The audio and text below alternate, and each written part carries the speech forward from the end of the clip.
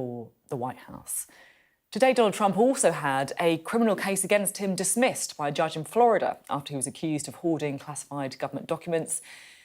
And if I'm being completely honest, there is another reason that Donald Trump perhaps looks like the man with the momentum. Because the shock and the horror around the assassination attempt has, at least temporarily, taken the pressure off President Joe Biden. Time is running out if the Democrats do decide to replace him as a candidate. And of course, at the moment, well, he is being outpolled by Donald Trump. The world is, of course, waiting to hear from Mr. Trump tonight. He's yet to speak on camera following the assassination attempt. And the former president is in Milwaukee, in Wisconsin tonight on the first day of the Republican National Convention, where he will be endorsed as the party's candidate for president. He will also name his running mate. Well, our US correspondent Martha Kellner is at the RNC in Milwaukee for us. So just talk us through what exactly we're expecting to happen tonight. Yeah, just quite literally in the last couple of minutes, Sophie, this Republican National Convention has got underway. It began with a short speech by the chairperson of the Republican National Committee, who led a moment's silence for Corey Comparatore, the man who was killed on Saturday evening at Donald Trump's rally in Pennsylvania, also offering thoughts and prayers to the family of the two other gentlemen who were injured in that incident. So we've had a sombre moment here, but largely it has been a buoyant start to or buoyant build-up to this national convention. This is a party that feels very confident in their leader, Donald Trump, and certainly Donald Trump, crass though it might be to say, given the life that was lost on Saturday, seems to have had two major political boosts since Saturday evening. First of all, that reaction that he had, that raising his fist to the skies, shouting fight, fight, fight, as cries rang out from his supporters of USA, USA, USA. He has enhanced that strongman image that he and his team worked so hard to cultivate. So that is one victory. Also the fact that he's appeared almost statesmanlike since then, calling for political unity across the aisle. He's also had another significant boost today in that the classified documents case against him has been dropped. That was one of 4 criminal cases that Donald Trump has been facing. Of course, he's already convicted in one of those. The judge in that case, Eileen Cannon, saying that the appointment of the special counsel, Jack Smith, was unlawful. So Donald Trump was facing 40 charges in that case. He now isn't. But perhaps even more importantly, it kind of solidifies this idea that the Trump campaign have, that these prosecutions are politically motivated, that somehow they're a witch hunt by the Biden administration. Of course, there is no evidence that Joe Biden has had a hand in bringing any of these criminal cases against Donald Trump. And Martha, we can hear, some of the event taking place behind you as well. That kind of flag, of course, emblazoned across the screen. It's almost a formality that Donald Trump is going to be, of course, the candidate. The real surprise there could be the running mate. Have you got any clues? Yeah, the Stars and Stripes ringing out behind me. It is, like you say, Sophie, a formality that Donald Trump will be confirmed as the Republican Party's presidential nominee this afternoon. We don't know whether Donald Trump will be here in person. Of course, everyone here keen to see him for the first time publicly since that shooting on Saturday evening. The other major event on the agenda for this evening is the announcement of Donald Trump's running mates from a presumed shortlist of 3 different candidates. Donald Trump, ever the showman, is doing this almost apprentice style. All 3 of those possible vice presidential picks are in town. The man on the left of your screen, the Ohio Senator J.D. Vance, the front runner in many minds. He's from a working class family in Ohio. He actually wrote a book back in 2016 about the struggles of the working class, and he called Trumpism opioid for the masses. So he has in the past been very critical of Donald Trump, but Donald Trump supported his run for election in the midterms in 2022.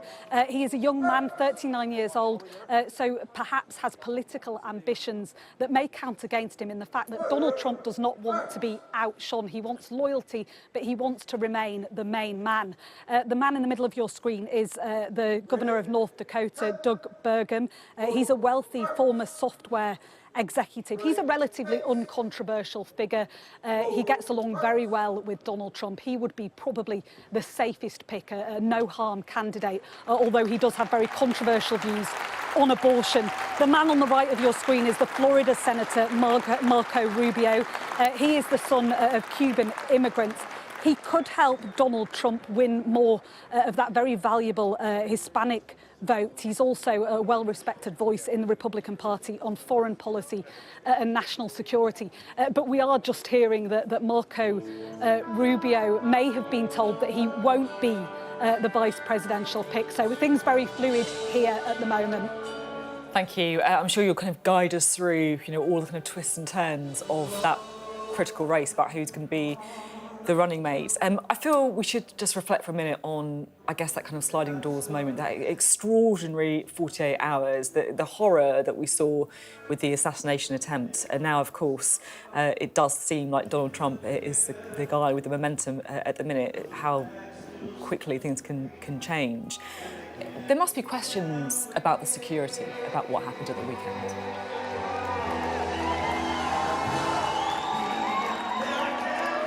Yeah, Donald Trump's certainly been given a political boost by the awful events of Saturday evening. The latest polls show him slightly edging President Biden.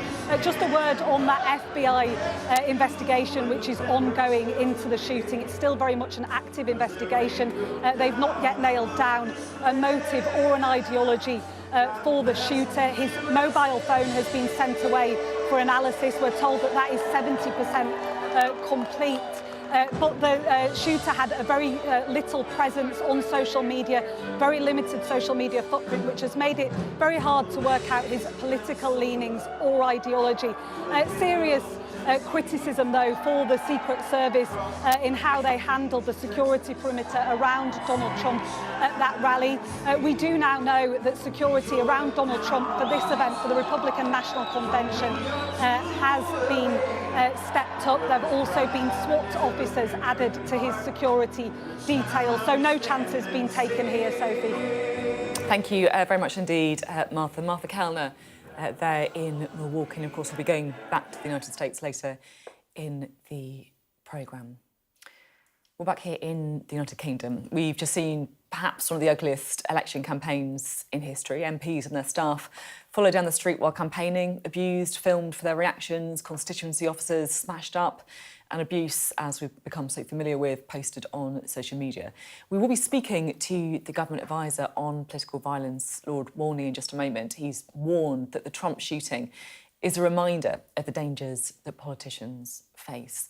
But first, there's news that the Home Secretary, Yvette Cooper, will chair a meeting of the Defending Democracy Task Force next week to look into political intimidation. Well, Sky's political correspondent Tamara Cohen has a bit more for us. Tamara, what's been happening? Well, Sophie, we heard on election night candidate after candidate saying it was the worst election ever for intimidation. The Speaker of the House of Commons, Lindsay Hoyle, has said it's the worst he's ever seen.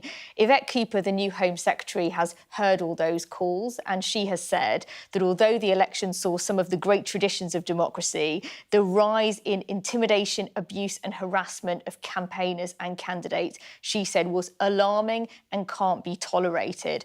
And to try and tackle that, she is going to be chairing the Defending Democracy Task Force next week. Now, that was a body set up about 2 years ago, actually to look at threats from hostile states, but this time it will be looking at a homegrown threat, although the Home Office are keeping an open mind about who is doing it and where it is coming from. And they intend to bring together the intelligence services and different parts of government to look at what they can do, including to keep the public safe and including looking at what the police are doing about it. She also wants to speak to some of the candidates about their experiences of intimidation for the Home Office to do a rapid review of the election and harassment, which will be be published, I understand, in the autumn. But Yvette Cooper is saying this is not passionate disagreement. This was an attempt to silence voices and suppress participation in democracy.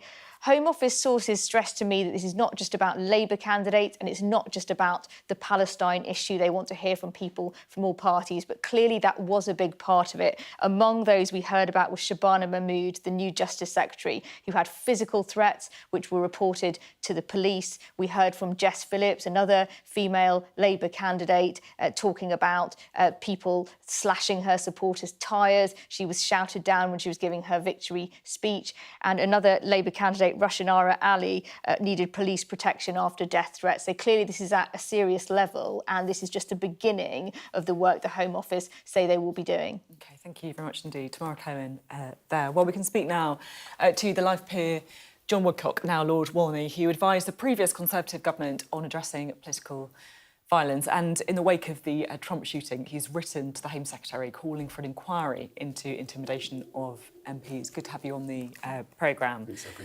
I think we should pick up on what Tamara is saying in just a moment. But first, how much is the assassination attempt on Donald Trump that we witnessed a reminder, I guess, of the real risks that our politicians are taking? It is. It is a shocking reminder of the vulnerability that everyone who puts themselves in the front line to serve ultimately faces.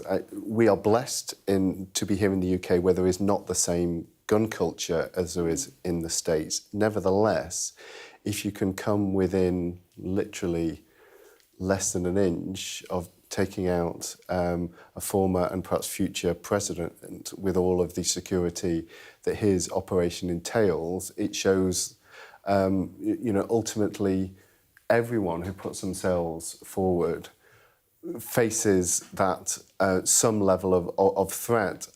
There is no way of reducing that to zero. MPs who put themselves forward to serve their communities, none of them will accept being sealed away behind bulletproof glass. They are there to be part of their communities, to listen.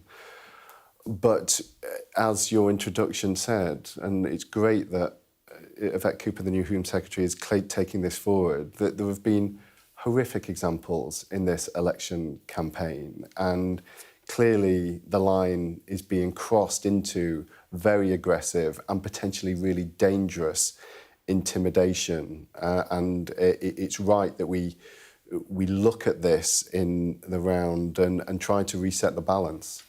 Yeah, how much do you think it's getting worse, I guess, is my question. Is it always been the case? I mean, look, or is there a toxicity that has entered our debate more recently that is particularly bad? The review, which I ended up publishing just 24 hours before the election was called, showed that there had been a real rise in that sense of toxicity and hatred. And that feels unsurprising and natural. I mean, we all are aware of the way in which our political discourse has been polarised. Of course, this is not a theoretical threat. We have had 2 of our own MPs here in the UK assassinated, murdered themselves. Our friend Joe Cox in 2016, Sir David Amess. There have been serious attempts on the lives of others.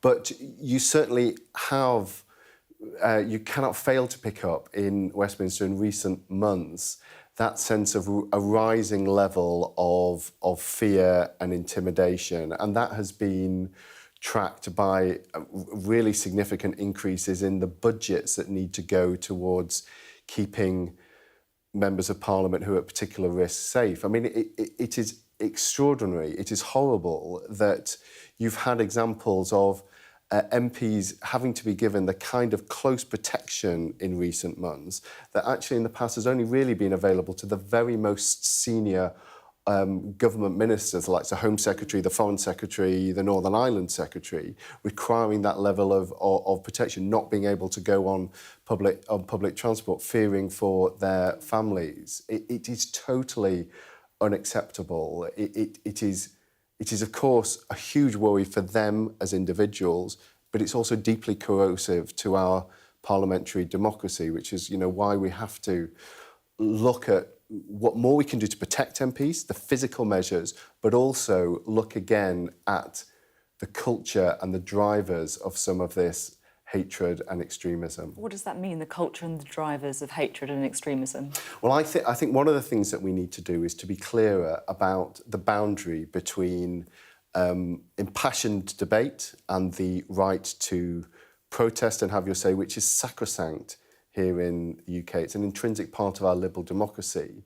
But where that can trigger over into the kind of aggressive intimidation, which is not, in fact, about seeking really to change people's minds through argument. It's about placing a level of fear and intimidation that cows people. Some examples are really easy, right? You know, like attacking someone's constituency, slashing someone's tyres. So some are very, very easy to deal with. Yeah. But there's a whole other spectrum of this where you might have a very different view on where to draw the line as, you know, Dawn Butler, for example, one of our guests. You know, it's difficult, isn't it? Because when people believe very strongly about things, such as whether it's the war in Gaza, whether it's other issues as well, then how do you? But I think we do sometimes end up conflating people's freedom of speech with the kind of very aggressive behaviour, which, if you took it out of the political context, would clearly be unacceptable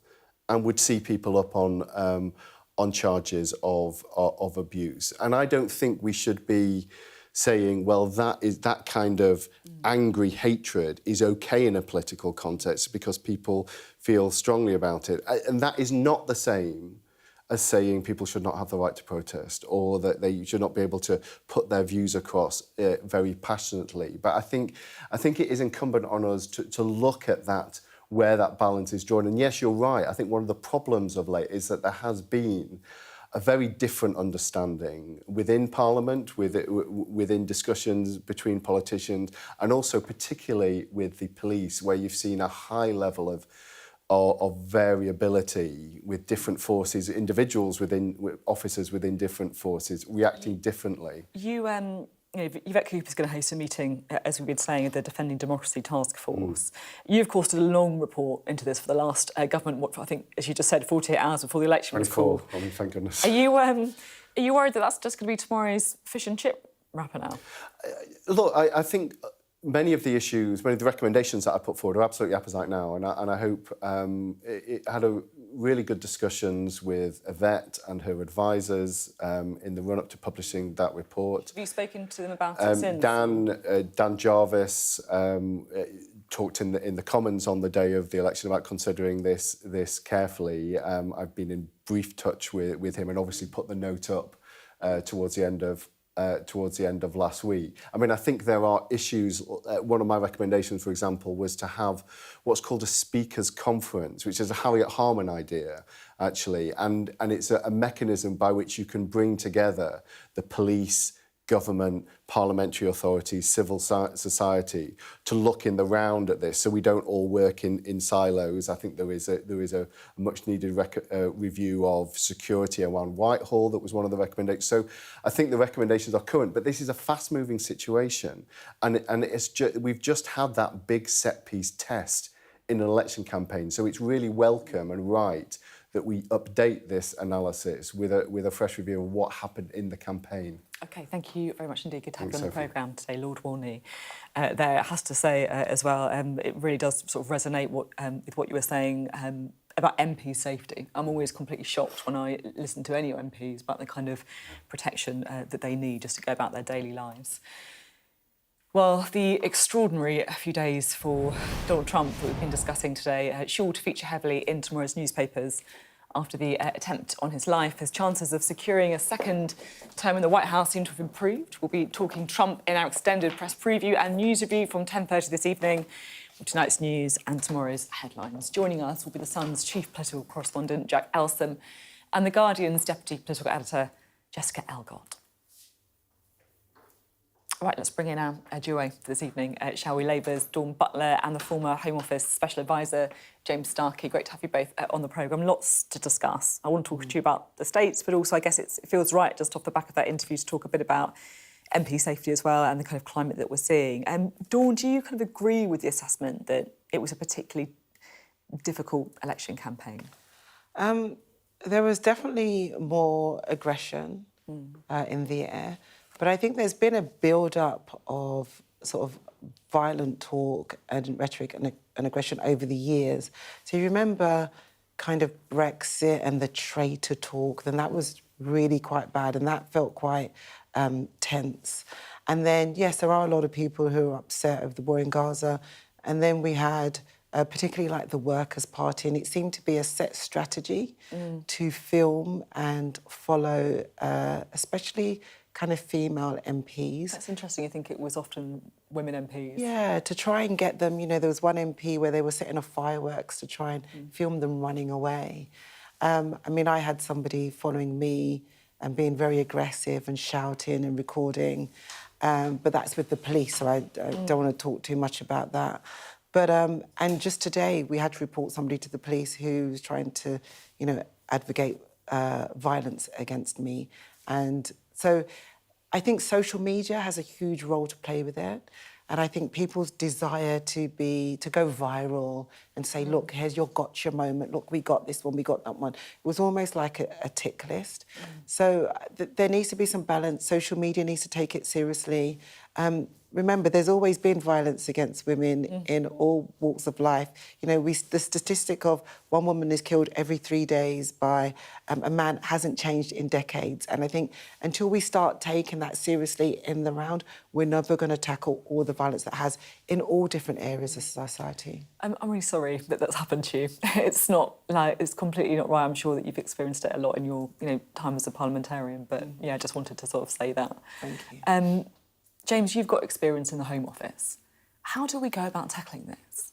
So, indeed, when I was in the Home Office, I used to spend time speaking to two of the Speaker who has a key role in MP safety, and it was an issue even then several years ago. I thought something that Lord Wolney touched on, and we've both seen it equally. You mentioned, Dawn, on the side of the Brexit debate, people calling people traitors. People who are Brexiteers, as a Brexiteer, were referred to as Nazis. And this is a wider thing of dehumanising people. And whenever you see people dehumanised, the follow-on from that is always, it feels like there's a legitimisation of violence because you've dehumanised someone. And I think we've seen this with politicians. And to be honest, the media plays a role in this as well about, I always would say, some of the people I've worked for, the way that the media feels that they can write and talk about them, if you did that about anyone else in society, you'd be taken to court for libel. But politicians often have to accept this because it's considered part of your job. Yeah. And the social media companies, the number of complaints we put through to the social media companies, they say, oh, well, it doesn't hit the threshold. And you're like, oh, somebody threatening to hang me doesn't hit the threshold. What does?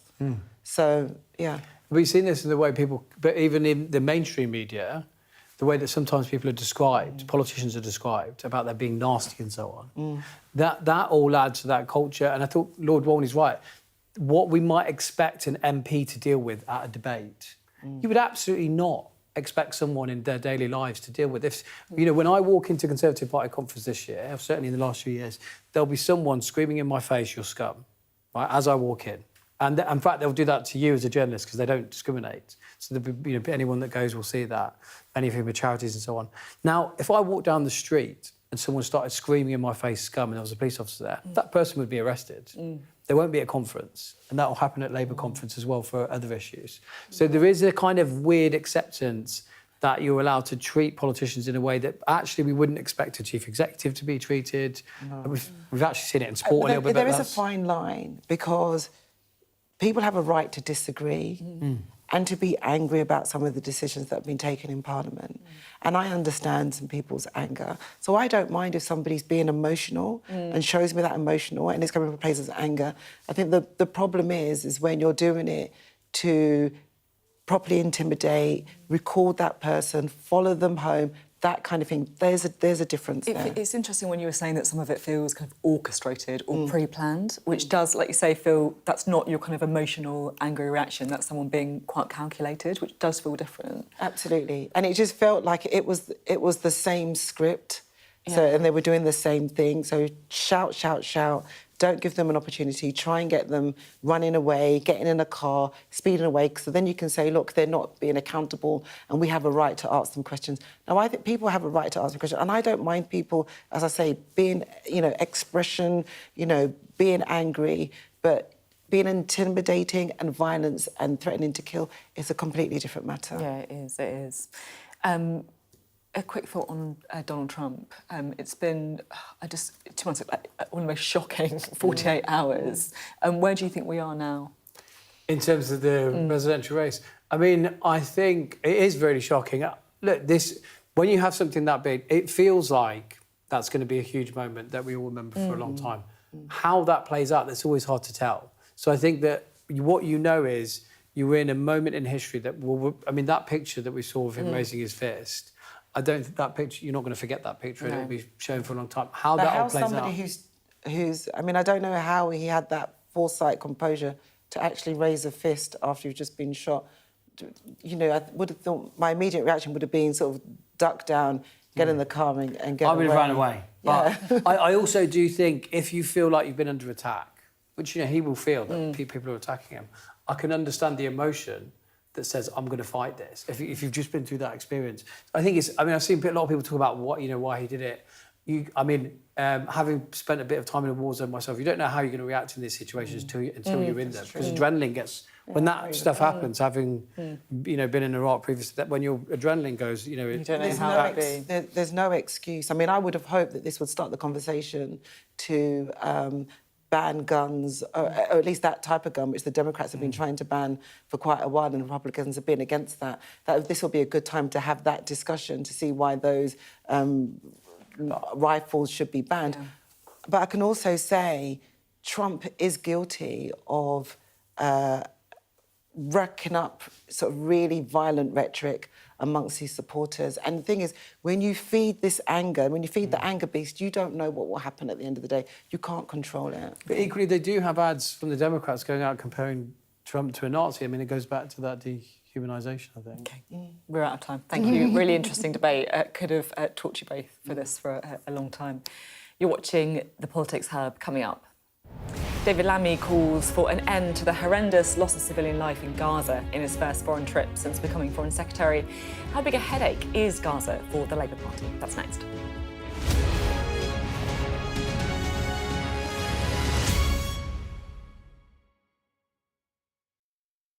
Three, 2, 1. We've got an election, haven't we? We'll start with the rehearsals. Let's do that again, one more time. You've got to be the best, but that is quite a lot of pressure. It's just keeping up with everything. You don't know what's going to happen day to day. And being forcibly removed. You've got to beat your journalistic competition. Every day matters. That was a very tense interview, and I'm still slightly shaking. You train hard and you fight easy, and I think that's what we're doing.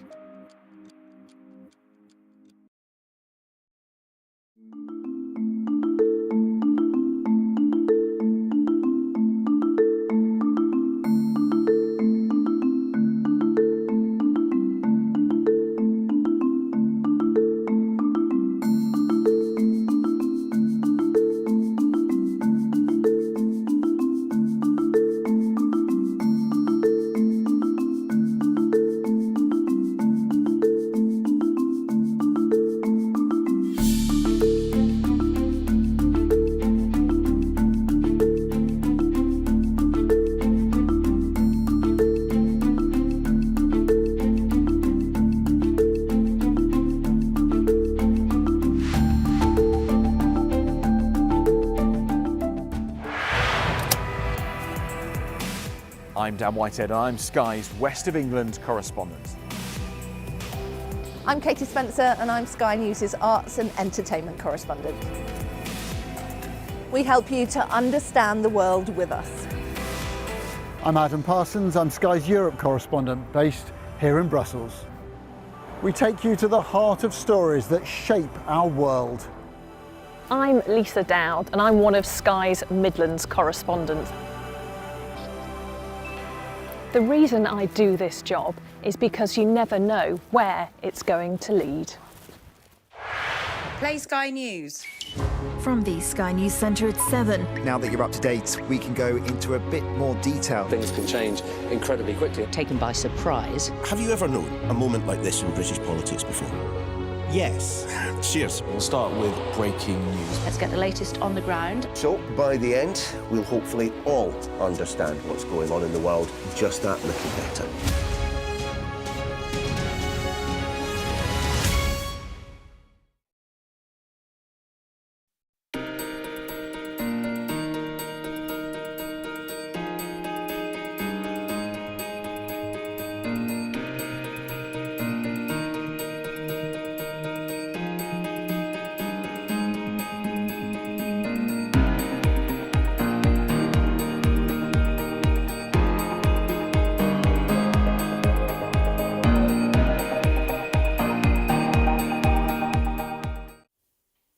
Hello, welcome back. Well, the Foreign Secretary, David Lammy, has met with Israel's President Herzog and called for an urgent ceasefire in his first overseas trip since taking office.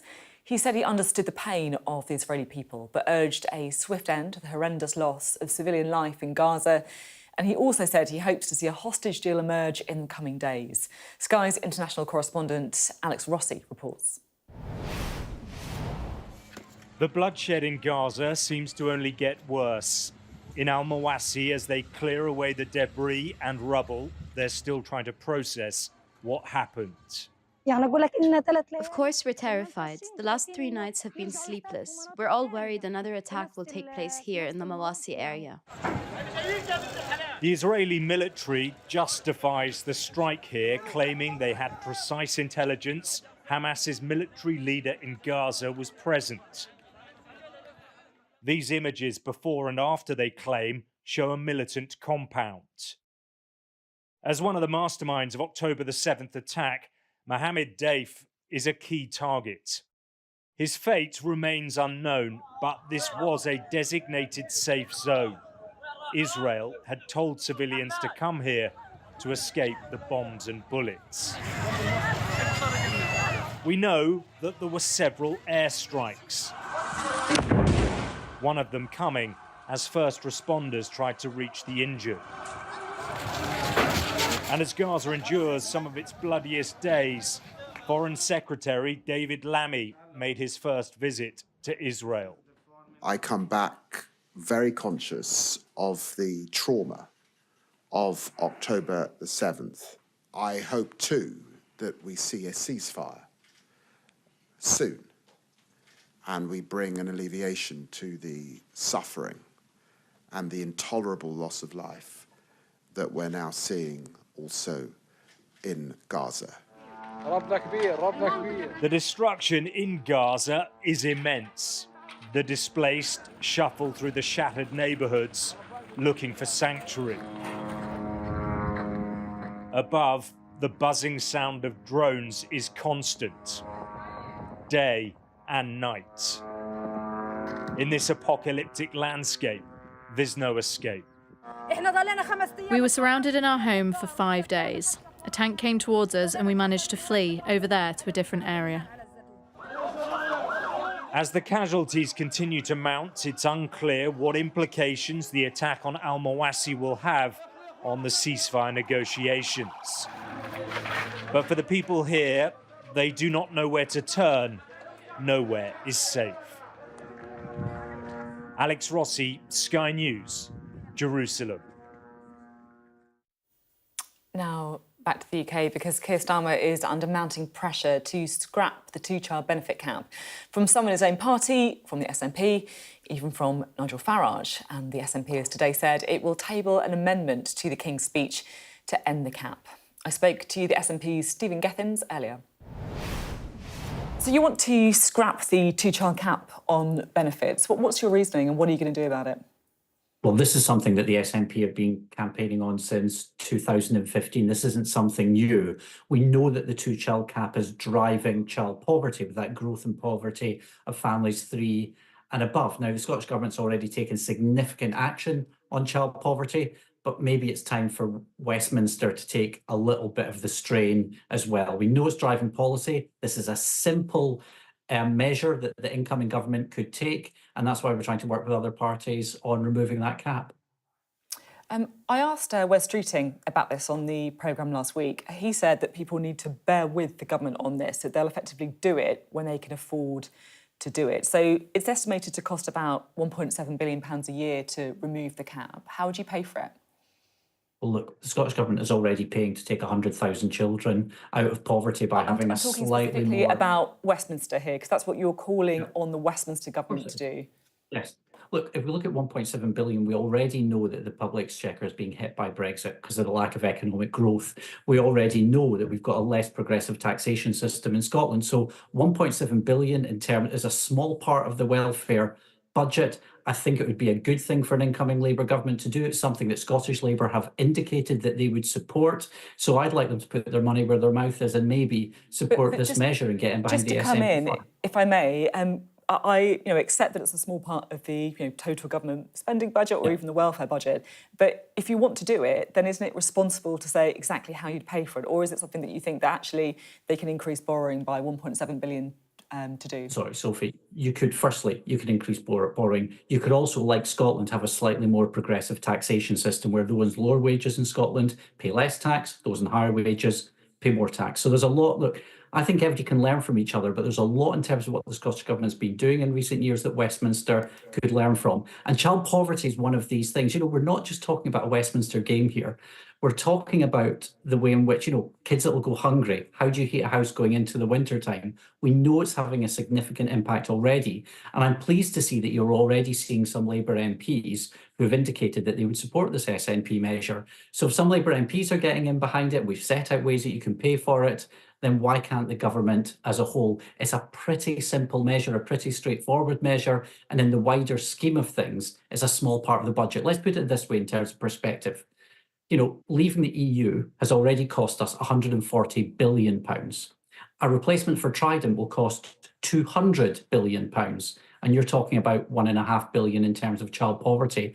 Politics is about choices, it's about priorities, and we think child poverty should be a priority. The, I guess, slightly painful truth is that you'd probably have more influence in Westminster on votes and things like that if you hadn't got absolutely hammered at the election. Only 9 MPs. And I guess the problem now is, why should people listen to what you've got to say? Well, You're right, the SNP didn't have a great result. Part of that is the vagaries of the election system, whereby the SNP got 30% and had significant reduction in its MPs. Labour got 33% and had a landslide. They're the vagaries of the system. But I've been elected by voters were trying to send you a message, though, weren't they? What message do you think they were trying to send? I think they were sending us a message to do things better, to prioritise. I think things like the cost of living. I don't think they were sending us a message to take our foot off the gas when it came to issues like child poverty, though. Maybe I'm wrong, but very much my impression was when I was speaking to people, they liked what was happening on child poverty. It was something that was in the manifesto on which I was elected. And I think that has to be a priority. Now, you're right, the SNP didn't have a great night, and we've got to reflect on that. But that will not stop me, and it will not stop my colleagues prioritising these kind of issues which we think are important. And it's not just important to us, we're seeing that with other colleagues as well from other political parties. Just finally, because I completely get your passion on the two-child benefit, and I'm sure many of our viewers were listening, sort of cheering at the TVs at it. But you were saying that the SNP needs to reflect on the election result, and I guess putting the child benefit issue to one side, what do you think the SNP is going to change going forward after that election result? Well, look, just first of all, on that two-child cap, Scottish Labour said that they'd back it. Now, Scottish Labour had a good night. I'm not going to deny that, but they said they backed it. And one thing that when you get elected in politics is implement the things that you say that you're going to back, even when that's difficult. I've asked a very I hope our Scottish Labour colleagues will come what the SNP are reflecting on after the election. You're talking about Scottish Labour. With respect, we spent a lot of time talking about child benefit, but just finally, what will the SNP change after that election result? But I think it was also important to answer the point that you raised, Sophie, as well. So, and on the point about the SNP, I think we need to listen. One of the things that I think that you do after an election is I like to chap doors and speak to people. I think we need to reflect on how we're tackling priorities like the cost of living crisis, how we're taking on other issues. How do we take forward the case for independence? What does the Scottish Government do? I think the work it's doing on issues like tackling the cost of living crisis and on child poverty, for example, is the right way forward. And we know in issues like Brexit and austerity that we are on the right side of public opinion. But I think as a party, we've got some reflecting to do. But often politics doesn't give you that much time. And that's why with the King's speech coming up, we had to lay an amendment. And I think this is the right subject to be prioritising just now. OK, thank you very much indeed. Good to have you on the programme. Thank you. Right, let's chat to Dawn and James again, shall we? Dawn, it feels that maybe one of you first kind of big challenges of the new Parliament in some ways. It sounds like the SNP are going to potentially move this amendment to the King's speech. How would you vote on the removing the cap on child benefit? Well, the SNP will always do what the SNP does. That's their job as agitators, right? Which is fine, that's our political system. I mean, this came out in 2017 and the Labour Party was against the benefit cap, the two-child benefit cap.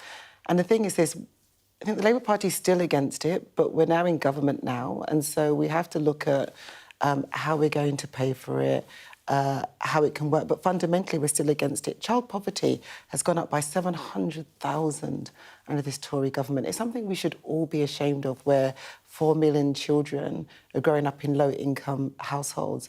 So ultimately, what are we going to do to make those children's lives better? And we are implementing some things straight away that the Labour Party said, like breakfast clubs to make sure children are not hungry, because, you know, hungry bellies, hungry minds, they can't learn. So all of these steps are incremental.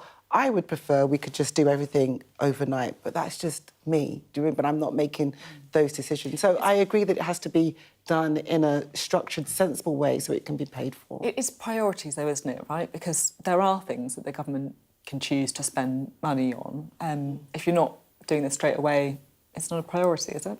Yeah, but it wasn't something that they had said during the campaign. But what I want to know is how soon can we get it done? So the direction of travel is that we want to remove that cap. So the next question is, how soon can we do it, and how are you going to do it, and when are you going to do it? And that's what I think is important. So, you know, we've got to look at the books. Fair enough, that's sensible government, right? But how soon can we get it done? And I think that's the question. Won't be the King's speech, that's next week. But how soon? What's your take on this, James? I mean, I think these are things that are going to be interesting. I would guess if you could go back to the time it was introduced and show a Labour spokesman in opposition, they would probably sound a lot like the SNP just had on, which they would be pointing out, oh, the Conservatives have got a choice over this, and so on and so forth. Now they're in government, these are the tough decisions they're going to face. You know, as you highlighted, there are things they could do right now. They could raise taxes if they wanted to get rid of it to raise the money. They could do borrowing, as the SNP guy said. So these are the choices, and I think, you know, it's a tricky one because there's a lot of people on those Labour backbenchers that want to do it. It'll be a first test about whether the Labour backbenchers want to allow Keir to continue his honeymoon, or do they want to kind of show him he's there? I suspect they'll carry on giving him his honeymoon, but it won't last too long. The thing is, it doesn't feel like it, but there's only been a Labour government for a week. Yeah. You know what I mean? It feels like it's been a Labour government for a lot longer, but it has literally just been, you know, a week. Thanks. Thanks both very much indeed. Good to talk to you about such a range of things on tonight's Politics Hub. Well, as I said, today really is all about what is happening in the US, because we can return now to the Republican National Convention, bring in our US correspondent Martha Cowler, who is there in Milwaukee, because, of course, that process of rubber stamping Donald Trump's nomination is getting underway. Martha. Demonstrate sufficient support prior to the presentation. Yeah, we're still around 15 minutes away from the start of the roll call, Sophie, which is when there's this Eurovision-style process where each of the states, the host will introduce each of the states in alphabetical order. Each of those states will then read out the number of delegates for that state and how many delegates are bound. It's this process that will effectively anoint Donald Trump as the Republican Party's nominee for the presidential race. It is, in effect, a formality. We've known for months now, since the Republican primary process was concluded, where Donald Trump beat his closest rival, Nikki Haley. We've known that he would be the Republican Party's nominee, but it is still a hugely significant moment. The roll call will begin with the Republican House Speaker, Mike Johnson, who you see there. He'll deliver an explanation of the roll call of the state's procedure. He'll then read out the number of delegates for each candidate. It will then be up to a spokesperson for each state to declare that they have voted for Donald Trump. There is a moment which is known as going over the top. It's when that Donald Trump officially becomes the nominee. That will take place with Eric Trump. Eric Trump will be Donald Trump's son. Will officially announce him as the nominee. He's just tweeted saying that he is honoured to announce that at 3:30 p.m, alongside his family, he will cast the vote which will declare Donald J. Trump the 2024 Republican nominee. I'll pass it over to the floor now, as that process is just beginning.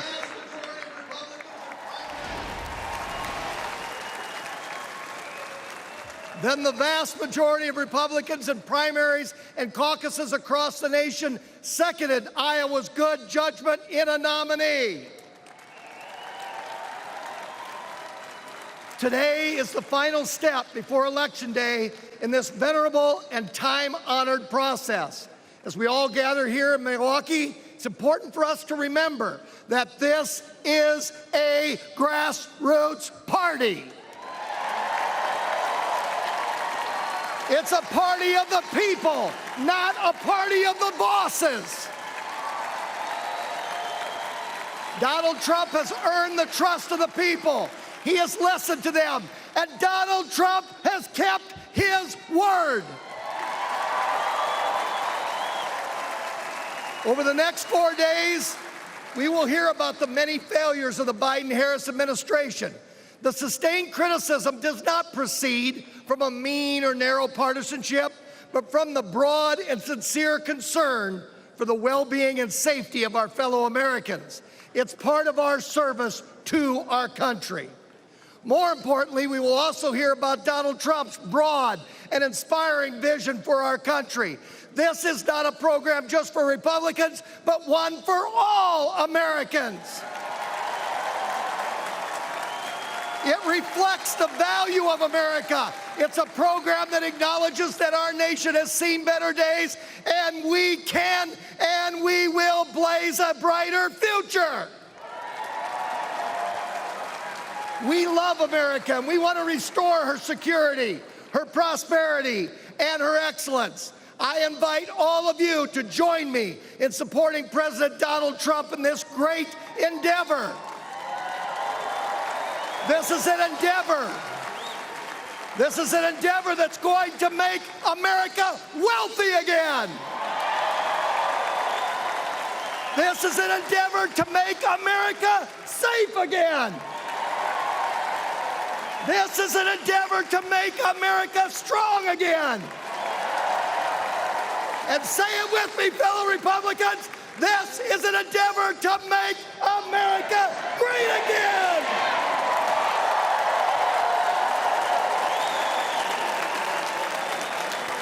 So here we go.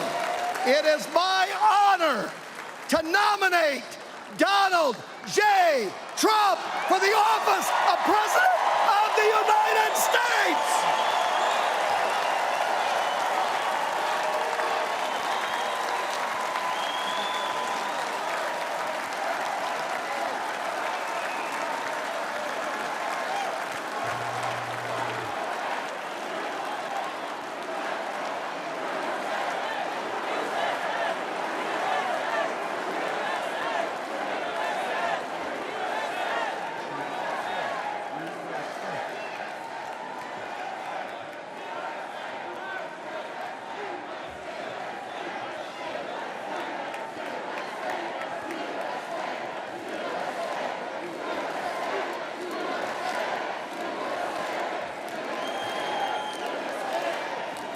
Amen to that. Amen to that. The chair now recognizes the delegate from Nevada and the chairman of the Nevada Republican Party, Michael McDonald.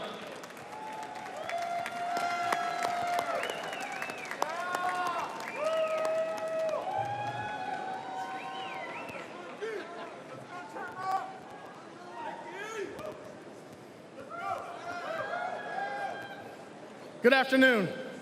I'm Chairman Michael J. McDonald from the state of Nevada. It has been an honor of a lifetime to stand by President Trump's side since 2015. In Nevada, we held the first in the West Caucus, where we blew the Democrats' narrative apart. That you cannot have voter ID, that you cannot have paper ballots, and that you cannot have results of an election on election night. In Nevada, a state that is resilient on service industry, President Trump has proposed to eliminate taxes on tips on day one.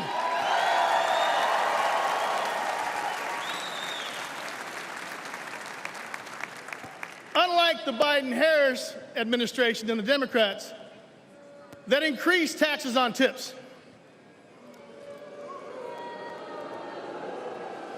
President President Trump has transformed our party to the champion of the working men and women. We fight for what's right, not for what's easy. We're in a battle for the soul of our nation because we want the best future for our family and for our country. President Trump is our fearless leader who withstood the persecution of a weaponized lawfare and who has fought even harder and stronger to represent and fight for all of us. I ask all Americans to join me in taking back our nation by supporting President Trump as he leads us back to victory once again.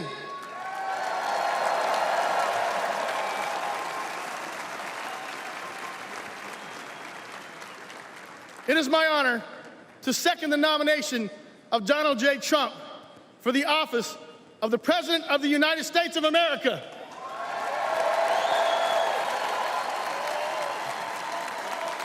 God bless you.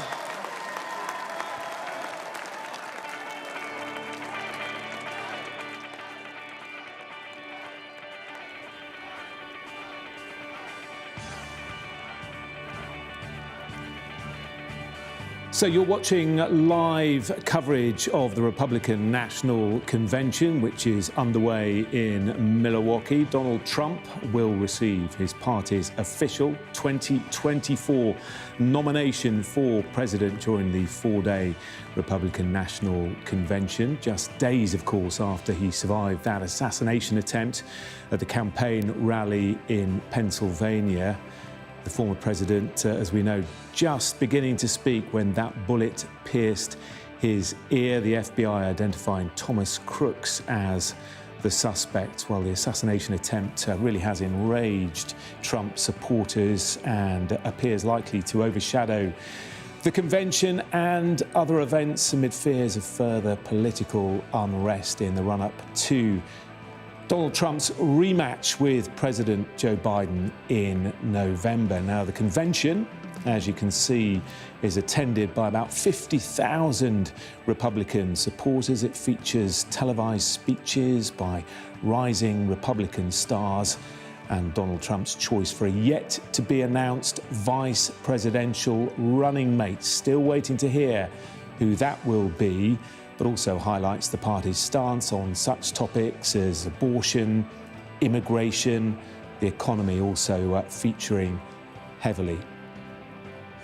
Well, the quadrennial event is being held in the Fiserv Forum Arena. It's home to the NBA Milwaukee basketball team. Hundreds of journalists there as well. Party delegates from all 50 states and 6 US territories will officially select nominees for president and vice president at the convention. Let's have a listen in.